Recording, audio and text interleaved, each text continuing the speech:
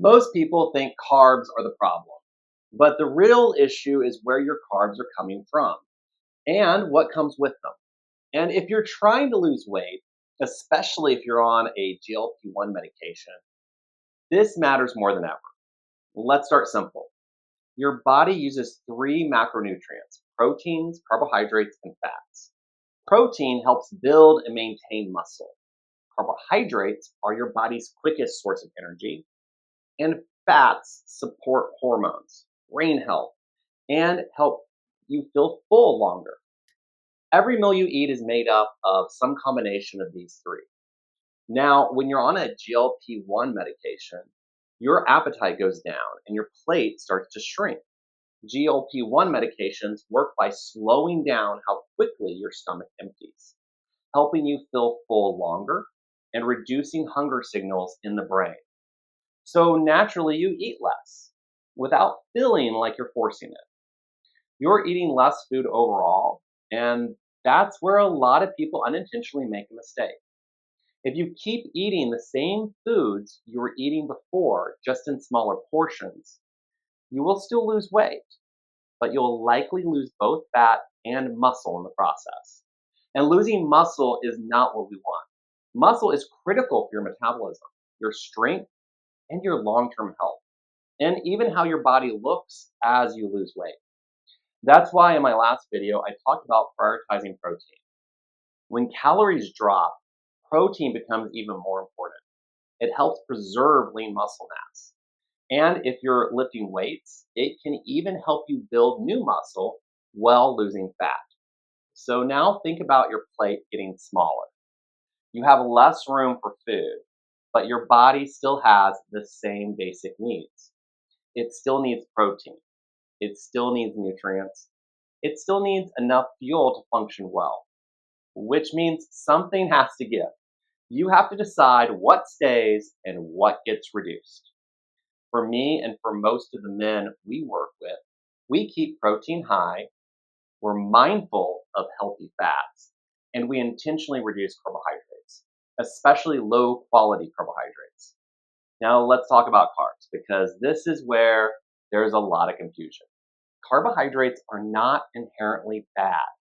Your body actually prefers carbohydrates for quick releases of energy. When you eat carbs, your body breaks them down into glucose, which is used to fuel your brain, your muscles, and your daily activity.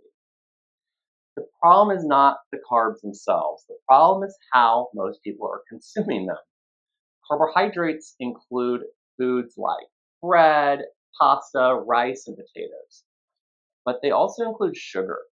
And the overconsumption of sugar is one of the biggest issues in our modern American diet. Because sugar is so easy to overconsume, and it often comes packaged in foods that don't provide much else nutritionally, and one of the biggest places we see this show up is at breakfast. A lot of people are starting their day with what is essentially dessert, a sugary bowl of cereal, a tasty pastry, muffins coated with sugar, flavored coffee drinks loaded with sugar, and of course, those sweet donuts. These foods are almost entirely carbohydrates, often refined carbohydrates, and sugar, with very little protein and very little nutritional value. What happens is you get a quick spike in blood sugar. That spike is followed by a crash. And a couple of hours later, you're hungry again. So you eat again. And this cycle repeats itself throughout the day. And when you consistently overeat and overconsume carbohydrates, especially processed ones, your body stores the excess energy. First, it stores some as glycogen in your muscle and liver. But once those stores are full, the rest is stored as fat, essentially saving that energy for later. The problem is, in today's world, food is rarely scarce. So instead of using those stored energy reserves, we just keep adding to them over time. Now, let's talk about calories because this is another area where people get misled. A calorie is simply a unit of energy. And yes, calories absolutely matter. If you consistently consume more calories than your body needs, you will gain weight. If you consume fewer calories, you will lose weight. Pretty simple.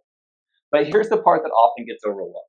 Not all calories are really the same because what really matters is the package that comes with those calories. Um, what nutrients are you getting from consuming that food? And how full does that food make you feel? How does it affect your energy level, your hunger, and your metabolism? Let's just take a quick, simple example. You could eat 400 calories worth of delicious sweet donuts, or 400 calories of eggs, Greek yogurt, and fruit.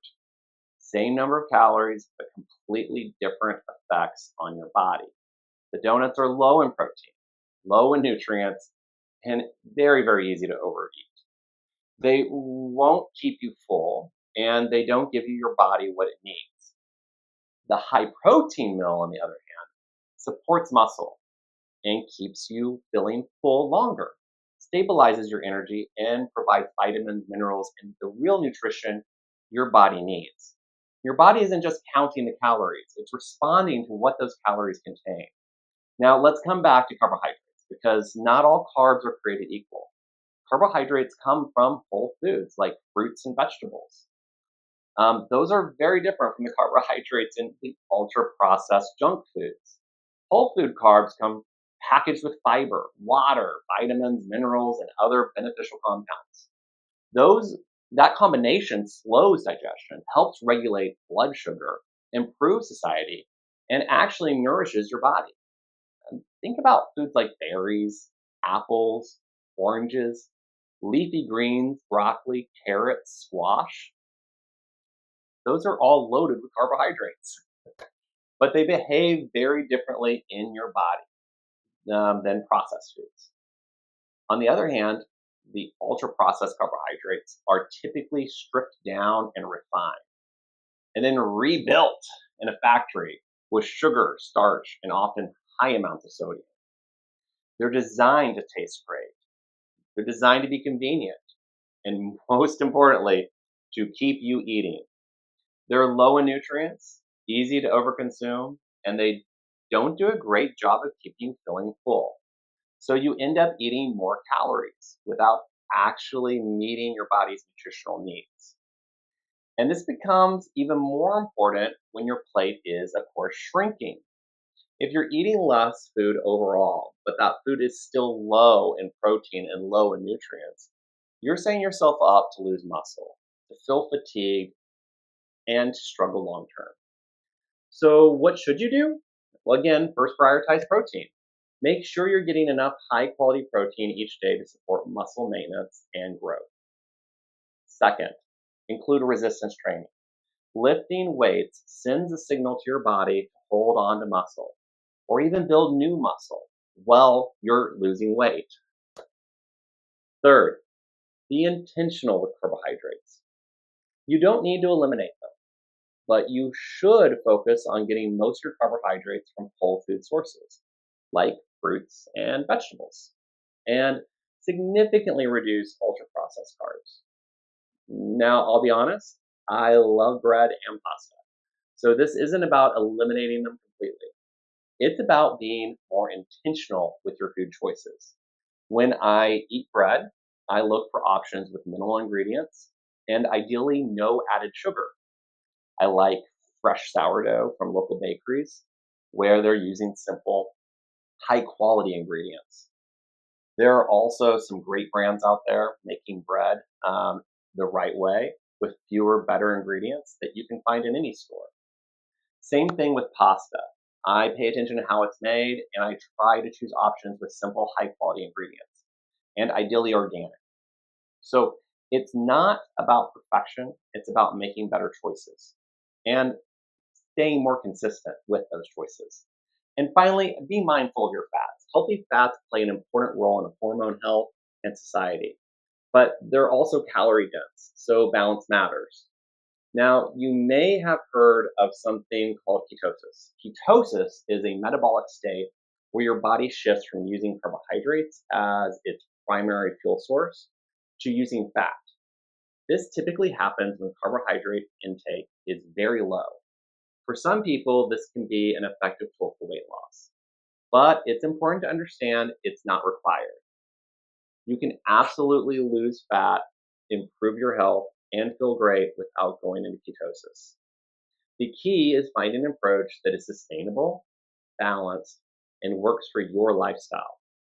So let's bring this all together. If you're on a GLP-1 medication and your appetite is reduced, your plate is going to get smaller. And when your plate gets smaller, your choices matter more. You can't just eat less, you have to eat smarter. You have to prioritize protein, choose full, nutrient dense carbohydrates, reduce ultra processed foods from your diet, and support your body with movement and strength training. Personally, I think GLP-1s give people the space to fix their diet, lose weight, and build muscle.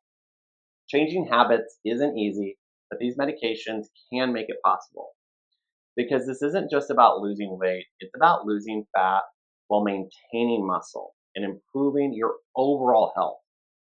And this is exactly how we approach things at doTERRA Health. We don't just help men lose weight, we help them lose fat while maintaining muscle and improve their health with a personalized physician led plan. My husband, Dr. Stephen Masson, works one on one with every patient, building a real relationship and creating meaningful, individualized plans. And I work closely with our patients on nutrition, exercise, and overall lifestyle.